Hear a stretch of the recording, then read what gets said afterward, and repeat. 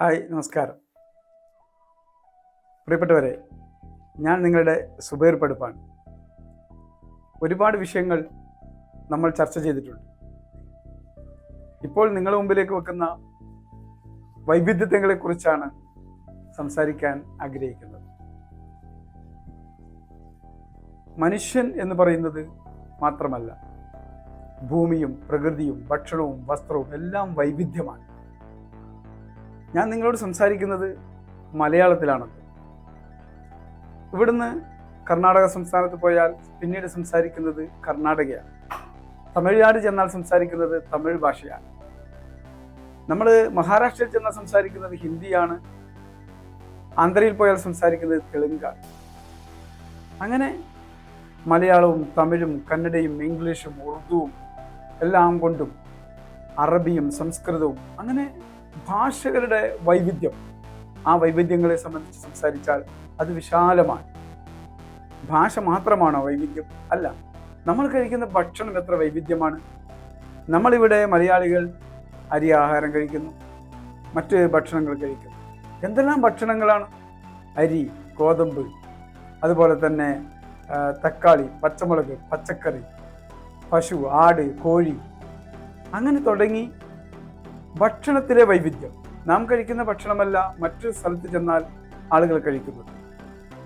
വെള്ളക്കാർ കഴിക്കുന്ന ഭക്ഷണ രീതി ഒന്ന് വേറെയാണ്. അവർക്കൊരു ബ്രെഡും ജാമും ഉണ്ടെങ്കിൽ അവരുടെ ഭക്ഷണം കഴിക്കും. മലയാളികൾക്ക് വിഭവസമൃദ്ധമായ ഭക്ഷണം കാണും. നമ്മൾ വടക്കേ ഇന്ത്യയിൽ പോയാൽ പിന്നീട് അവിടെ ഗോതമ്പാണ്. മറ്റൊരു സംസ്ഥാനത്ത് പോയാൽ അവിടെ മാംസവും അതുപോലെ തന്നെ അങ്ങനെയുള്ള ഭക്ഷണങ്ങളാണ്. ചില സംസ്ഥാനങ്ങളിൽ പോയാൽ പച്ചക്കറിയാണ്. പച്ചക്കറി മാത്രമേ ചില സംസ്ഥാനങ്ങൾ നമുക്ക് കഴിക്കാൻ കിട്ടുള്ളൂ. അങ്ങനെ ഭക്ഷണത്തിലെ വൈവിധ്യം അതൊരു മഹാത്ഭുതമാണ്, അതൊരു ലോകമാണ്. വൈവിധ്യമായ ഭക്ഷണം. ചൈനക്കാരുടെ ഭക്ഷണത്തെക്കുറിച്ച് പറയുന്നത് അവരുടെ ഭക്ഷണം മറ്റൊന്നാണ്. അങ്ങനെ പലതരം ഭക്ഷണങ്ങൾ. അതുപോലെ തന്നെ ആരാധനകൾ നോക്കൂ. കല്ല്, മുരട്, മൂർഖൻ, പാമ്പ് മുതൽ സൂര്യനെ വരെ ആരാധിക്കുന്നവരുണ്ട്. മുസ്ലിങ്ങൾ ഏകദൈവത്തിൽ അള്ളാഹുവിനെ വിശ്വസിക്കുമ്പോൾ ക്രിസ്ത്യാനികൾ യേശുക്രിസ്തുവിനെയും വിശ്വസിക്കുന്നു. ഗുരുനാനാക്കിനെ ദൈവമായി കാണുന്നവർ, അതുപോലെ തന്നെ ആരാധനകളിലെ വൈവിധ്യം. ശ്രീരാമനെ ദൈവമായി കാണുന്നവർ, ശ്രീകൃഷ്ണനെ ദൈവമായി കാണുന്നവർ. തമിഴ്നാട്ടിലെ ചില സ്ഥലങ്ങളിൽ അവിടുത്തെ ഒരു നടിയുടെ പേരിൽ ഒരു ക്ഷേത്രം ഉണ്ടാക്കിയിട്ടുണ്ട്. ആ പ്രതിഷ്ഠ ആ നടിയുടെ പേരിലാണ്. ആ നടിയെ ആരാധിക്കുന്നവരുണ്ട്. അങ്ങനെ കല്ല്, മുരട്, മൂർഖൻ, പാമ്പ് മുതൽ സകലതിനെയും ആരാധിക്കുന്ന ആരാധനകളിലെ വൈവിധ്യം നമ്മുടെ നാടിനെ ഒരു മനോഹരമാക്കി മാറ്റുന്നു എന്നുള്ളതാണ്. ഭക്ഷണത്തിലെ വൈവിധ്യം മാത്രമാണ്, ഭാഷയിലെ വൈവിധ്യം മാത്രമാണ്, അതുപോലെ തന്നെ ആരാധനയിലെ വൈവിധ്യം മാത്രമാണ്. അല്ല, പ്രകൃതി അതൊരു മഹാത്ഭുതമാണ്. പ്രത്യേകിച്ച് ഭാരതം, ഇന്ത്യ, പ്രകൃതി അത് വൈവിധ്യങ്ങളുടെ വലിയ ഒരു സംഭവകരമായ ഒരു വിഷയമാണ്.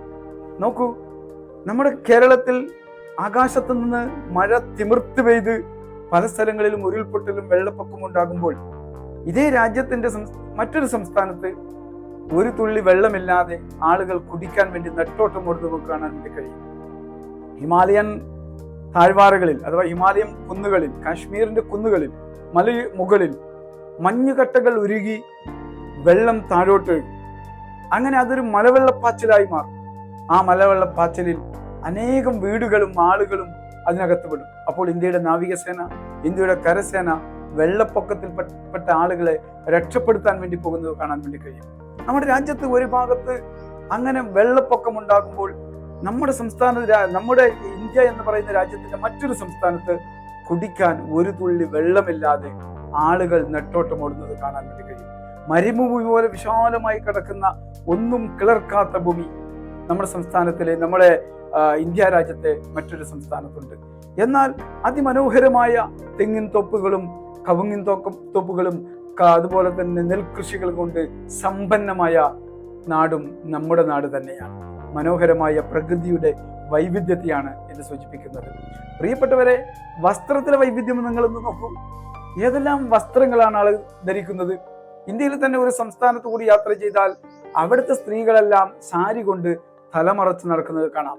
നമ്മുടെ പ്രിയങ്കരായ ഇന്ത്യയുടെ പ്രധാനമന്ത്രി ശ്രീമതി ഇന്ദിരാഗാന്ധി ഒരു സാരി കൊണ്ട് തലപ്പാവ് മറച്ചുകൊണ്ട് നടക്കുന്ന ഇന്ത്യയുടെ ഉരുക്ക് വനിതയാണല്ലോ. തൊപ്പി വെച്ചവർ, തൊപ്പി വെക്കാത്തവർ, വസ്ത്രം വലിയ ജുബ്ബയായി വസ്ത്രം ധരിച്ചവർ. മലയാളികൾ മുണ്ടും ഷർട്ടുമാണ് ധരിക്കുന്നതെങ്കിൽ മറ്റൊരു സംസ്ഥാനത്ത് ചെന്നാൽ അവർ ധരിക്കുന്ന വസ്ത്രം മറ്റൊരു വസ്ത്രമാണ്. ഒറ്റമുണ്ട് തന്നെ വസ്ത്രമാക്കി മാറ്റുന്ന ഇന്ത്യയിലെ മറ്റൊരു സംസ്ഥാനത്തിലെ ആളുകളുണ്ട്. വസ്ത്രം കുറച്ച് ധരിച്ച് നടക്കുന്ന ആളുകളുമുണ്ട്. അത് വസ്ത്രങ്ങളിലെ വൈവിധ്യമാണ്. ഓരോ സംസ്ഥാനത്ത്, ഓരോ പ്രദേശത്ത് ഓരോ സംസ്കാരം, വസ്ത്രങ്ങളിലെ സംസ്കാരം, ഭക്ഷണത്തിലെ സംസ്കാരം, പ്രകൃതിയുടെ വൈവിധ്യങ്ങൾ, ആരാധനകളിലെ വൈവിധ്യങ്ങൾ, അതിൻ്റെ സംസ്കാരം. അങ്ങനെ ഞാൻ പറഞ്ഞു വരുന്നത് എല്ലാം കൊണ്ടും വൈവിധ്യമാണ് നമ്മുടെ നാട് എന്ന് പറയുന്നത്. ഭാഷകൾ, സംസ്കാരങ്ങൾ, ആഘോഷങ്ങൾ. ഇപ്പോൾ ക്രിസ്മസിന്റെ കാലഘട്ടത്തിലൂടെയാണ് കടന്നു പോകുന്നത്. ക്രിസ്മസ് അതൊരു ആഘോഷമാണ്. ക്രിസ്ത്യാനികളെ സംബന്ധിച്ചിടത്തോളം യേശു ക്രിസ്തുവിനെ ഓർക്കുന്ന, അഥവാ ഈസാ പ്രവാചകൻ, പരിശുദ്ധ മറിയമിന്റെ മകൻ ഈസാ പ്രവാചകൻ അഥവാ യേശു ക്രിസ്തു, ആ യേശു ക്രിസ്തുവിന്റെ ചരിത്രങ്ങളും യേശു ക്രിസ്തുവിന്റെ ജീവിത പ്രയാണങ്ങളെയും ഓർമ്മപ്പെടുത്തുന്ന സാന്ത്വനത്തിന്റെ, സേവനത്തിന്റെ ഒക്കെ അനുഭവങ്ങൾ പറയുന്ന ക്രിസ്മസ് ആ കാലഘട്ടത്തിലൂടെ നമ്മൾ കടന്നു പോകുന്നു. ഓണം മറ്റൊരു ആഘോഷമാണ്. നമ്മുടെ കേരളീയർ പ്രത്യേകിച്ചും ഓണം മനോഹരമായ ഒരാഘോഷമാണ്. ബക്രീദ് മറ്റൊരു ആഘോഷമാണ്. അങ്ങനെ ഇപ്പോൾ ഓരോ സ്ഥലങ്ങളിലും ഫെസ്റ്റിവൽ നടക്കുകയാണ്. അങ്ങനെ നടക്കുമ്പോൾ ഒരുപാട് ആഘോഷങ്ങൾ, ഒരുപാട് ഉത്സവങ്ങൾ, ഉറൂസുകൾ, ബക്രീദുകൾ, അങ്ങനെ വിരുന്നുകൾ, വിരുന്ന് സൽക്കാരങ്ങൾ, അങ്ങനെ സൽക്കാരങ്ങളിലെ വൈവിധ്യം. ഞാൻ പറഞ്ഞു വരുന്നത് മനുഷ്യന്റെ ആകെത്തുക എന്ന് പറയുന്നത് വൈവിധ്യമാണ്. മനുഷ്യൻ എല്ലാവരും വൈവിധ്യമാണ്. ഈ വൈവിധ്യത്വത്തിലെ ഏകത്വം അഥവാ നാനാത്വത്തിലെ ഏകത്വം എന്നതാണ് നമ്മുടെ രാജ്യത്തിന്റെ മുഖമുദ്ര എന്ന് പറയുന്നത്. അങ്ങനെ വൈവിധ്യമായ സംസ്കാരങ്ങളും വൈവിധ്യമായ സാമൂഹിക ഘടനകളും വൈവിധ്യമായ രീതികളും വൈവിധ്യമായ ജീവിത രീതികളും വൈവിധ്യമായ സംസ്കാര എല്ലാം കൊണ്ടും സമ്പന്നമായ നമ്മുടെ നാട്ടിലെ മനുഷ്യർ, ഹിന്ദുവും മുസൽമാനും പാഴ്സിയും ജൈനനും മതമുള്ളവനും മതമില്ലാത്തവനുമെല്ലാം ഏകോദര സഹോദരന്മാരെ പോലെ ഒരുമിച്ച് വാഴുന്ന മനോഹരമായ നാടാണ് നമ്മുടെ നാട്. നിങ്ങൾക്ക് എല്ലാവർക്കും ശാശ്വത സമാധാനം ഉണ്ടാകട്ടെ. ഈ വൈവിധ്യങ്ങളെല്ലാം അംഗീകരിച്ചുകൊണ്ട്, എല്ലാ വൈവിധ്യങ്ങളെയും ഉൾക്കൊണ്ടുകൊണ്ട്, അതെല്ലാം നമ്മുടെ നാടിന്റെ സംസ്കാര പൈതൃകമാണ് എന്ന് ചിന്തിച്ചുകൊണ്ട്, ഈ വൈവിധ്യങ്ങളെയെല്ലാം സ്വയം നമ്മളിലേക്ക് ആകർഷിച്ചുകൊണ്ട്, ഈ വൈവിധ്യങ്ങളെയെല്ലാം അംഗീകരിച്ചുകൊണ്ട്, മറ്റുള്ളവരുടെ സംസ്കാരങ്ങളും മറ്റുള്ളവരുടെ ആരാധനകളും മറ്റുള്ളവരുടെ ആചാരങ്ങളും മറ്റുള്ളവരുടെ പ്രവർത്തനങ്ങളും എല്ലാം നമ്മൾ അംഗീകരിച്ചുകൊണ്ട് ഒരു സ്നേഹസമ്പന്നമായ ഒരു നല്ലൊരു നാട്, മനോഹരമായൊരു നാട് നമ്മുടെ നാടാണ്. ലോകത്തിലെ ഏറ്റവും മഹാത്ഭുതകരമായ ഒരു നാടാണ് നാട്. മലയാളികൾ പ്രത്യേകിച്ചും എല്ലാവർക്കും മാതൃകയുള്ള ഒരു നാടാണ് മലയാളികൾ. അതുകൊണ്ട് തന്നെ വൈവിധ്യങ്ങളിലെ ഏകത്വം അംഗീകരിച്ചുകൊണ്ട് സംഗീതം പോലെ, മറ്റുള്ളവരുടെ വാക്കുകൾ സംഗീതം പോലെ ആസ്വദിക്കാൻ കഴിയുന്ന, മറ്റുള്ളവരുടെ സംസ്കാരങ്ങളെ സംഗീതം പോലെ ആസ്വദിക്കാൻ വേണ്ടി കഴിയുന്ന, മറ്റുള്ളവരുടെ ജീവിത രീതികളെ സംഗീതം പോലെ ആസ്വദിക്കാൻ വേണ്ടി കഴിയുന്ന, മറ്റുള്ളവരുടെ അവരുടെ ജീവിത രീതികളെയും സംഗീതം പോലെ കാണുവാനും ആസ്വദിക്കാനും കഴിയുന്ന നല്ല മനസ്സിന്റെ ഉടമകളാണ് നാം ഓരോരുത്തരും. അത്തരം നല്ല മനസ്സിന്റെ ഉടമകളായി നിങ്ങളെല്ലാവരും, ഞാനടക്കം മാറട്ടെ. എല്ലാവരും സൗഹാർദ്ദത്തോടെ, സമാധാനത്തോടെ, ആരോഗ്യമുള്ള ഒരു ജീവിതത്തോടെ ജീവിക്കുന്ന ശാശ്വത സുന്ദരമായ ഒരു ജീവിതവും നമുക്ക് എല്ലാവർക്കും ഉണ്ടാകട്ടെ. നിങ്ങളെല്ലാം എനിക്ക് ഏറെ വേണ്ടപ്പെട്ടവരാണ്. അതുകൊണ്ട് തന്നെ ആരോഗ്യമുള്ള ജീവിതം നിങ്ങൾക്കും ഉണ്ടാകട്ടെ എന്ന് ആശംസിച്ചുകൊണ്ട് ഞാൻ നിർത്തുന്നു എന്ന് നിങ്ങൾക്ക് സുഖപ്പെടുത്തും.